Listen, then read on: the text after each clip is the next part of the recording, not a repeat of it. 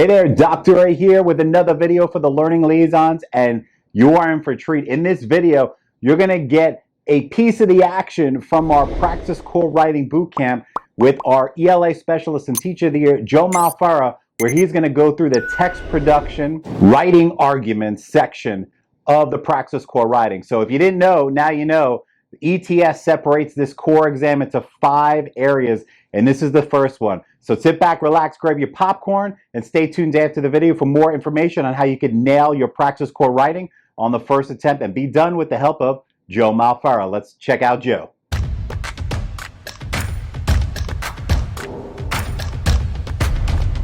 All right, so we're getting ready to get started here. I wanted to let you know that I actually took this test myself, so I can take you through my thought process when I see these questions. So without further ado, let's get into it. Can't wait to get started.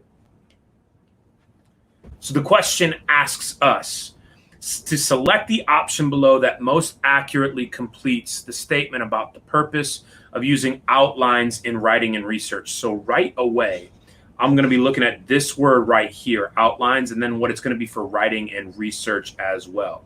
And what I know about this is that an outline is generally, I'm going to go over this way a little bit. An outline is generally a plan, all right? And I really want you to understand that a plan is something that is very specific to you and not to anybody else. So right away, I know that this is going to be a plan. And the question says, outlines are used to help writers organize their thoughts and show connections between blank and blank. And the first choice is literal ideas and inferential ideas. And there's not a whole lot of inferencing that goes into the research ideas because you're more looking at data, and you may need to do some inferential things. So we're not going to completely take this one out yet. So we're going to put an M next to this one for maybe. Abstract ideas and concrete ideas, that's a big no, because in writing and research, we want to really stay on this grounded and in facts and things of that nature. Counterclaims and evidence, yeah, maybe, but I feel like there's nothing that's really sticking out to me just yet. Main ideas and supporting details, that to me sounds like something that's really, really important when you're looking at outlines, because regardless of what type of writing you're doing, whether it's writing in research or informative or argument, whatever it might be, main ideas and supporting details is about getting your thoughts down. And then the introduction paragraph and the body paragraphs, you know, I'm not a huge fan of that either. So my answer is definitely going to be D here. Quick note on this though, if you are doing any type of writing, don't spend especially at timed writing, don't spend too much of your time on an introductory paragraph, just so we can see this here. Obviously that's not the answer, but right here, don't spend too much time on this. It really shouldn't even be in an outline if you're thinking about that. The outline is more for, like we said here, the main ideas and supporting details. And it's, like I said, it's an outline. It's not the specifics aren't hugely important just yet. It's about structuring the essay in a way that can be best understood as you're moving forward in writing it. So, if we go and check our answer, the answer is D, main ideas and supporting details. Hopefully that was easy enough to follow. All right, so on to question 10. The question is to select the option that's best and most accurately paraphrases the quote. And what sticks out to me about this is the word paraphrasing, okay? So paraphrasing is obviously you want to simplify accurately. All right, simplifying something accurately. You want to shrink it down into what it is that is being said in the quote, and you want to do so in an accurate manner while still giving credence and credit to what the original author had said. So the quote is, 21st century classrooms across the country, especially in Common Core adopted states, have made the complete shift from traditional paper state assessments to assessments that are only offered in a digital format. So I'm going to look through these. I'm just going to go through each question or each answer choice and see which answer would best fit it. So many modern classrooms that have been influenced by Common Core have established paper tests in favor of digital assessments. Let's look at every part of this. So 21st century classrooms across the country, many modern classrooms. I think that fits pretty much everything, especially in Common Core adopted states that have been influenced by Common Core. That also has what we're looking for. Have made the complete shift from the traditional paper state assessments, have eliminated paper tests to assessments that are only offered in digital format, favor of digital assessments. That pretty much hits everything. So even though this is the first answer, I'm not definitely locking in here, but I'm saying that's a strong possibility. Next, in some school districts today, students are taking standardized tests on computers, and schools are no longer using the traditional Scantron bubble sheet number 2 pencils they did in previous years. And what really sticks out to me about this is this stuff right here, the bubble sheets and number 2 pencils and everything. That's adding more information. When you paraphrase, you want to shrink the information. So I'm going to go ahead and actually eliminate B. Traditionally, choice C says, traditionally, modern assessments has changed from older to newer methods because that is the only way they're offered to students in recent years. And once again, we're missing something. I'm not seeing Common Core. I'm not seeing 21st century classrooms. We're just talking about modern assessments and the methods. So we're going to take out C. D, 21st century classrooms across the country have made the shift from traditional paper state assessments to assessments that are only offered in a format that is digital. And I'm going to put an M next to this guy because it does sound like it could be. So we'll return to that here in a second. And then E is, it looks like it's just the direct quote. Yes, it is. So the direct quote cannot be paraphrasing because there's no paraphrasing being done. Now, here's why I'm going to go with A instead of D, okay? This up here, choice A, I believe that actually is more coherent than D is. It just seems like it's stated a little bit more clearly, and because of that, that's the answer I'm going to go with. And let's go ahead and check our answer, and the correct answer is A.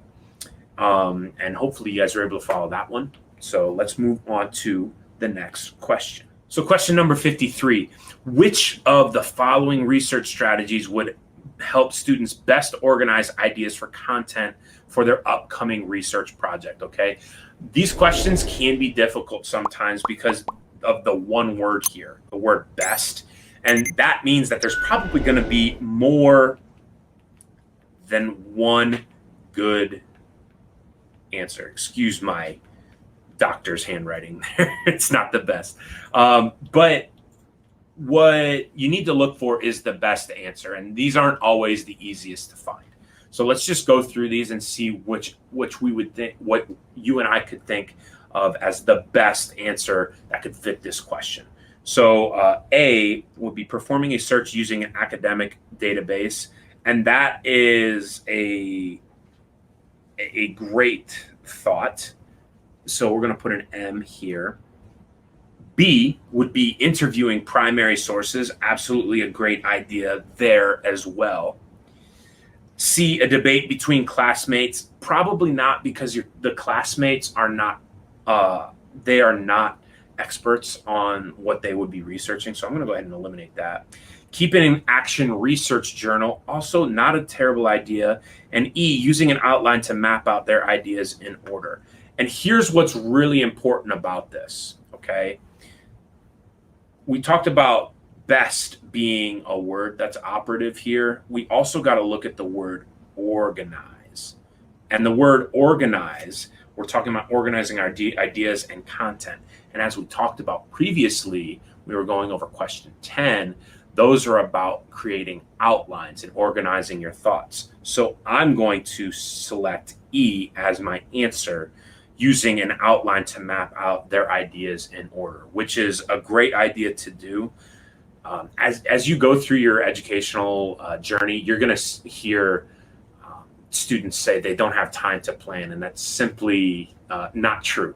They have plenty of time to plan. They just may not know how to manage that time. And as someone who teaches kids how to write 3 essays in 2 hours and 15 minutes, I still require them to plan, because it is really, really important for them to do that, because otherwise their ideas will kind of be all over the place. Once they get a little bit older, they'll understand how to write without planning as well, because they would have written at a higher level for a longer period of time, much like many of you have done in college. But what I would say is that as they're just starting out, I would make sure that you're not just encouraging, but requiring them to plan, and spend a lot of time teaching them how to plan. Okay, so let's go ahead and check our answer. And it turns out that E is the correct answer, because of organizing the ideas and the content. That is the big reason. Not to say that A, B, or D aren't good things to do when you're looking at a research project, but we're talking about just organizing ideas and content. That's the most important. So next question, question 71. Sentence correction. Choose the best option that expresses the idea in the sentence. Students are learning how to construct thesis statements, a really, really important part of writing, probably the single most important sentence in your entire essay.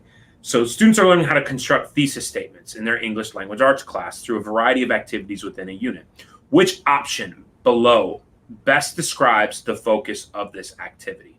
So when I'm looking at thesis statements, I'm looking at ideas. This should be your entire paper in one sentence. I was just telling my students this today. If you had to read one sentence that summed up your entire paper, a thesis statement would be it. While there are conventions that go into, when we're talking about grammar conventions, that goes into a thesis statement, just like any other sentence in an essay, that's not the main focus. Neither is grammar. Organizationally, for sure. Rhetoric, yes, or yes, but again, it's not the main focus. Revision, yes, if you need to, but not the main focus. Honestly, the only possible answer is when constructing thesis statements, you're focusing on organization. And what I will tell you, how I teach my kids thesis statement is it's one sentence at the end of your first paragraph. And I almost tell them to treat it like if you're a little older like me and you did the public library readings back in the day, you remember, like, on the inside front cover, I still remember doing those readings for the free personal pan pizzas. But that might be a little bit too old for some of you guys. But on the inside cover, there was a summary that just summarized the entire story, the entire book, without giving away the ending. But here you're allowed to give away the ending. So it's one sentence at the end of the first paragraph that could be your paper in one sentence. Okay? I didn't mean to stray away from the question here, but C really is the only answer when you're talking about what the thesis statement is. And if we go to the answer, that was the last question. The correct answer is C, organization. Okay, so question 77. Which option below best describes what type of tone is most appropriate as it pertains to research and writing? And once again, we see one of these most appropriate questions. Which is the most appropriate? So there might be some answers that look good, but we got to pick the best answer here. That's what's most important here. And we're also looking at pertains to research and writing. And when we're talking about research, especially, we really want to think about that as a neutral way to go. So A, right away, is not the answer we're looking for. When you think about research, I think academics. So I definitely think that academics so far is our best answer. I'm going to circle it because that really seems like on point. Engaging, while it's nice to have engaging writing when we're doing research and writing, it's not a requirement. Biased, actually, it should be the exact opposite. You should be completely unbiased in research and writing. And then conversational is another thing that's just when the tone is conversational and it lacks what I like to call intellectual gravitas. Shout out to Mr. Nick Ehlers for giving me that term. But intellectual gravitas, does it grab you?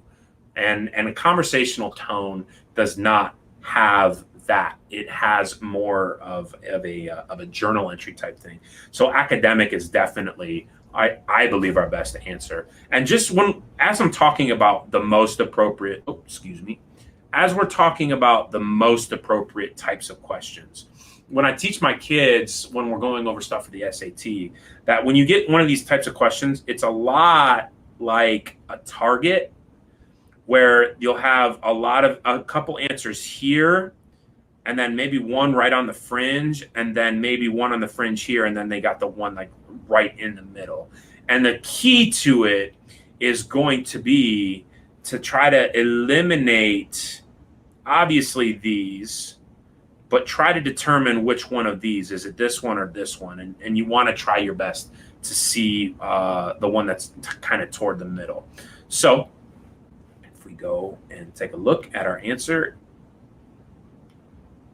Can you go back and say the answer B and circle it? Because I don't know why it's not folded. Oh, yeah. Yeah.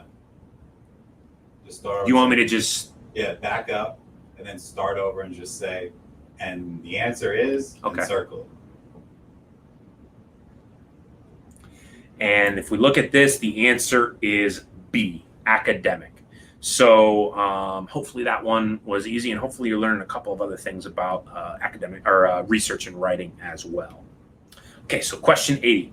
In a communications class, students are tasked with prepping a speech for their school's board of directors and advocacy for specific changes to the present dress code at school. All right, good teacher or a good set of students here. Students are required to use proper research techniques in order for their project to meet the project requirements. Which source listed below would be most helpful to this group of students? So once again, we have that most helpful. So we're looking at that target. Where in that target are we going to find the correct answer? Hopefully right in the middle. Sometimes it's not right in the middle. It's on the fringes on the outline. There might be two really good answers here.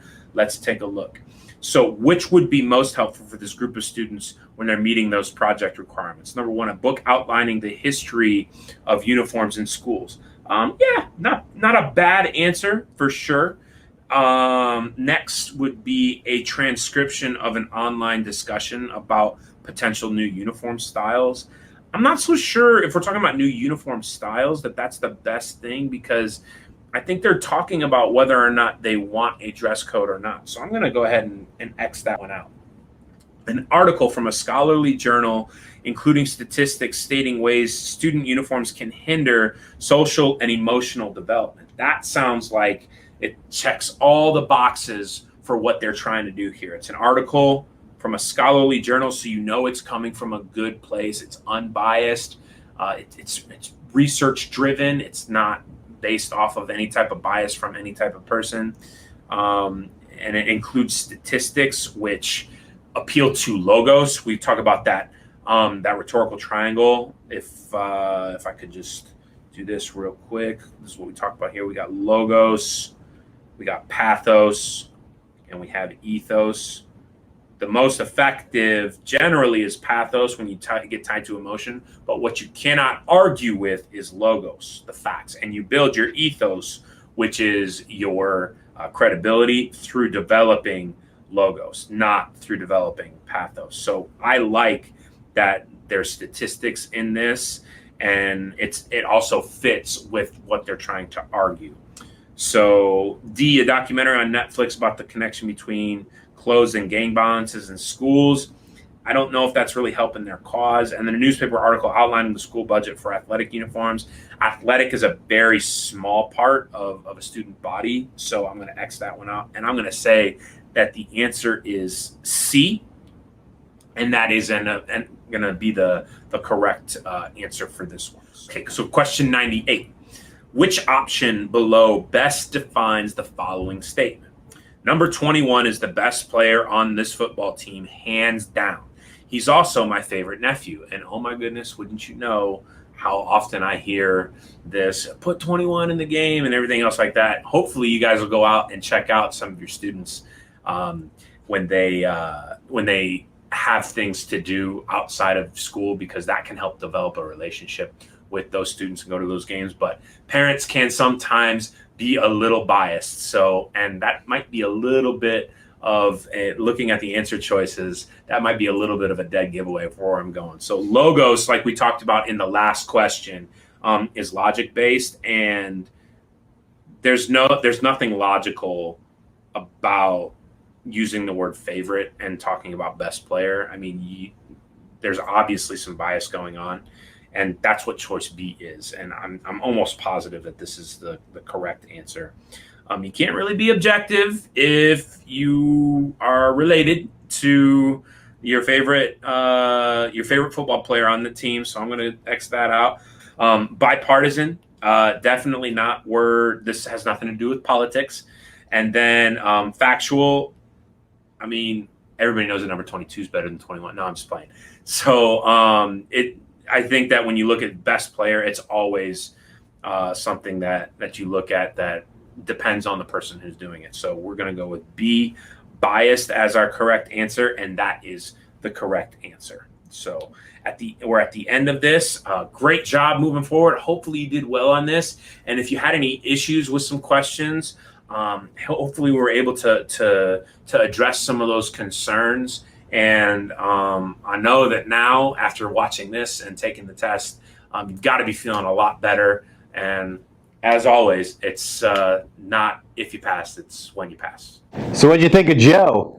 He's one of our many rock stars on the roster here at the Learning Liaisons. We only recruit the best educators to deliver the instruction in a way that helps you pass and best prepare you to knock out your certification exams. Because it's all about learning the knowledge, skill, and attitude that you deserve to rock your exams and be done and get on to what's more important, which is teaching the kids. So if you want the full course with Joe, below this video in the description, you're going to see a direct link to our Praxis Core Writing Bootcamp. And yes, to answer that question already, we do have boot camps for the reading and the math and a bunch of other Praxis exams. So if you have any questions, drop a comment below on this video. The contact information is below in the description of this video. We're here to help. And always remember, it's when you pass, not if you pass your certification exams. Dr. A here with the Learning Liaisons with another video. Stay tuned and we'll catch you on the next one.